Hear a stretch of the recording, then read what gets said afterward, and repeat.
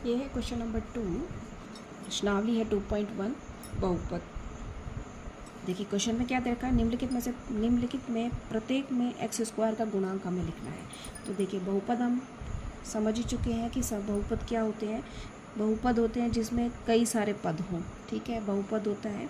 तो देखिए इसमें सिर्फ आपको कुछ बहुपद दे रखे हैं और उसमें एक्स स्क्वायर का गुणांक हमें लिखना है। एक्स स्क्वायर गुणांक मतलब एक्स स्क्वायर के गुणा में जो आपको संख्या दे रखी है या कुछ भी दे रखा है, जो भी दे रखा है एक्स स्क्वायर के गुणा में जो भी चीज़ है, जो भी डिजिट है या जो भी टर्म है या जो भी नंबर है, वो आपको लिख बताना है। तो देखिए इसमें ये है क्वेश्चन नंबर फर्स्ट है 2 + एक्स स्क्वायर + एक्स। तो देखिए एक्स ओनली आपको सिर्फ एक्स स्क्वायर का पद देखना है और ये देखना है कि एक्स स्क्वायर के गुणा में क्या दे रखा है, ठीक है। अब देखिए इसको मैं ज़रा इस तरीके से लिख देती हूँ जरा थोड़ा क्लियर करने के लिए। 2 + 1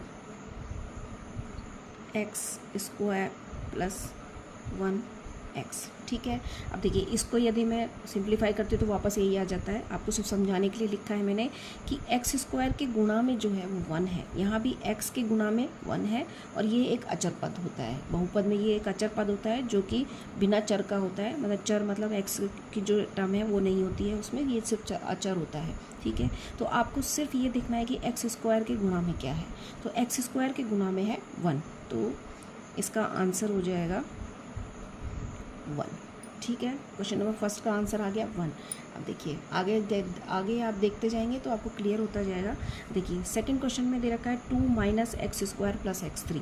देखिए अब मैं इसको इस तरीके से लिख देती हूँ, 2 + -1 एक्स स्क्वायर + x3, ठीक है। अब देखिए इसको मैं खोलूँगी तो इसी तरीके से आएगा। इसमें भी आपको एक्स स्क्वायर का गुणांक लिखना है, तो एक्स स्क्वायर के गुणांक में है -1, तो इसका आंसर हो जाएगा -1, ठीक है। आ गया समझ में। अभी देखिए आप 4 तक क्वेश्चन कर लेंगे फिर आपको और क्लियर हो जाएगा। देखिए अब थर्ड क्वेश्चन है एक्स स्क्वायर के गुणा में है π/2, ठीक है।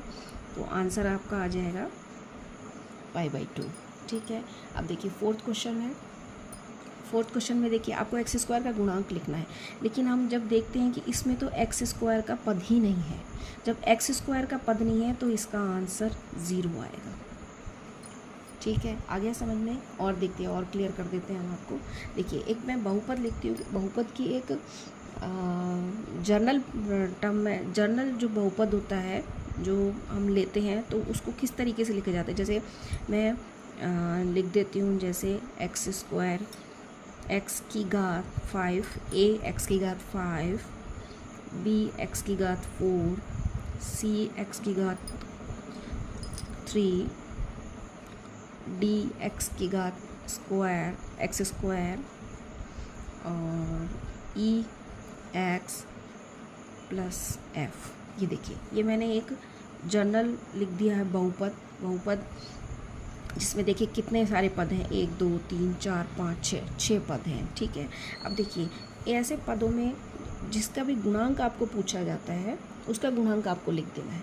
ये एक स्टैंडर्ड फॉर्म होती है जहाँ पे कहीं भी माइनस नहीं होता है, ठीक है। ये आपको ध्यान रखना है, कहीं भी माइनस नहीं होता है। अगर यदि किसी बहुपद में माइनस दे रखा है तो आपको उसको आंसर माइनस के सहित देना है। जैसा कि क्वेश्चन नंबर हमारा 2 में देखिए ये एक्स स्क्वायर के जो गुणा में है वो -1 हमने इसीलिए लिया है क्योंकि जो मानक बहुपद होता है उसमें कहीं भी माइनस नहीं होता है, ठीक है। उसमें यदि कहीं आपको माइनस आता है तो आपको -1 ही या माइनस के सहित ही डिजिट लिखना पड़ेगा, नंबर लिखना पड़ेगा, ठीक है। बाकी देखिए एक्स की घात या एक्स की घात 5 है, यदि एक्स की घात 5 का गुणांक पूछा जाता है तो आप a लिखेंगे। एक्स की घात 3 का यदि गुणांक पूछता है तो आप c लिखेंगे। इसी तरीके से यदि इसमें कहीं माइनस दे रखा होगा तो आपको माइनस के सहित लिखना पड़ेगा। तो आई थिंक ये वाला क्वेश्चन आपको क्लियर हो जाएगा कि मैंने माइनस क्यों लिया है, ठीक है। ये आपको क्लियर है ही। अब देखिए ये एक बार और मैं फोर्थ आपको क्लियर कर देती हूँ। इस तरीके के बहुपद में जब जैसे ये एक्स की घात है 5, एक्स की घात 4, एक्स की घात है 3, एक्स की घात है 2, यदि इसमें से कोई एक पद यदि वो हटा देता है, जैसे मैं ये मान लेती हूँ कि इसके बगैर आपको दे देता है, तो देखिए इस तरीके से आपको बहुपद दिया जाएगा। ये 4 है, सी एक्स की घात क्यूब है ई एक्स प्लस एफ। अब देखिए इस बहुपद में वो ये पूछता है कि आपको एक्स स्क्वायर का गुणांक बताइए, ठीक है, ये एक्स स्क्वायर का गुणांक बताइए, ठीक है। अब देखिए एक्स स्क्वायर का गुणांक जब पूछा है तो आप उस बहुपद में एक्स स्क्वायर का पद ढूंढेंगे।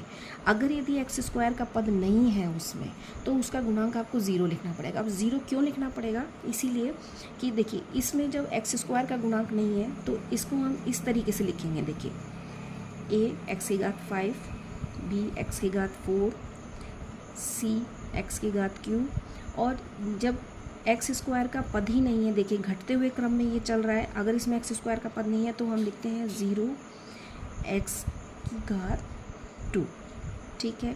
बाकी आगे ऐसे का ऐसा ही लिखेंगे। तो देखिए इसको मैंने मानक, इस इक्वेशन को मैंने मानक बहुपद में चेंज कर लिया है, जो कि एक्स की जो घात है वो घटते हुए क्रम में है।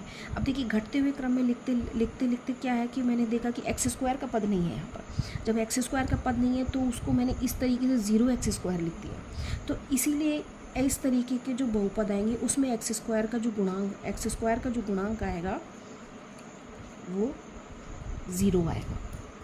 आगे आपको समझ में, इसीलिए जो 4th क्वेश्चन है उसमें हमने इसका आंसर 0 लिया है, ठीक है। आई थिंक क्लियर हो गया होगा आपको। ओके।